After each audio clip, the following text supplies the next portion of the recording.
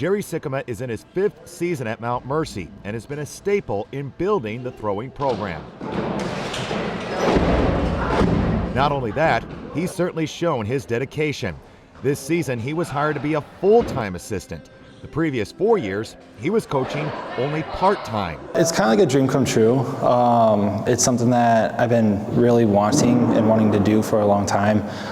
Coaching is kind of like my passion. I know for me personally, I was excited because he's been a part of my throwing career and journey for a long time. This is his dream job, being a full-time coach.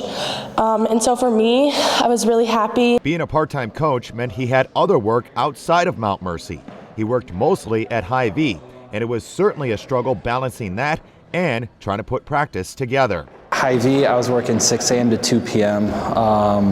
Pretty much for 3 or 4 days a week, and then I would come here, work 3:30 to 6. So it was a little brutal. It was rough. Working at Hy-Vee and that work schedule was rough. I couldn't really.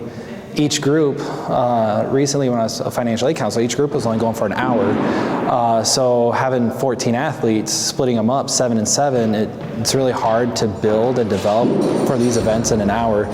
So at most I was just kind of maintaining what we built on and hoping that they could grow for a little bit. I think some things that lacked when he wasn't there, in the weight room, like I said, I felt that presence of a coach. Like, this team is amazing. Like, we push each other, we hold each other accountable. But like I said earlier, that coach being there, just pushing you more, like, he gives you that intensity that teammates just don't bring. How many throws would you say that you would get when you was part-time versus what you are now full-time? This last semester, probably like 10. Maybe 12, 15, and now we're getting like 15 to 20, 25.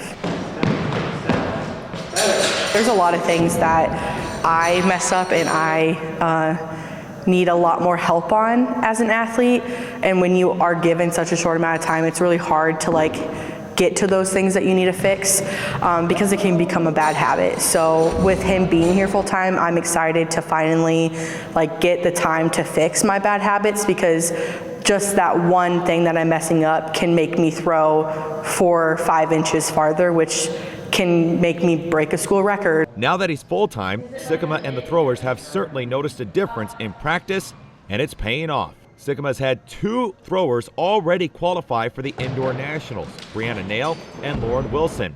Nail qualified for the shot put and Wilson in the hammer throw. They qualified in the first meet of the season back on December 11th, and it just happened to be on their very first throw. I was kind of shocked. I knew it was a good throw. I didn't know how far it was going to be. Jerry had just told me to just go out and have fun and relax, because the first meet can be kind of intimidating, also because it was at my old college. So I wanted to really show up. So Jerry just told me to go and throw and have fun, and I ended up throwing a qualifying mark. Throwing in this room, it's really hard to gauge where everything is going. And I talked about how you feel when you do something wrong.